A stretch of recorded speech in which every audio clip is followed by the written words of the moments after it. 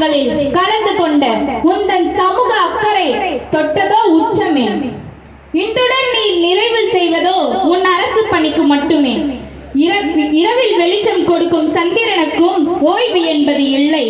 இன்று அரசு பணியில் இருந்து ஓய்வு பெறும் சமூக போராளி திரு சந்திரசேகர் அவர்களின் சமூக பணிக்கும் ஓய்வு என்பது இல்லை.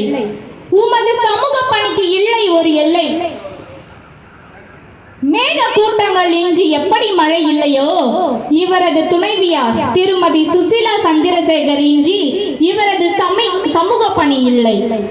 நில்லாமல் சுற்றிய கடிகாரமே, அஞ்சல் துறைக்கு என்றும் நீ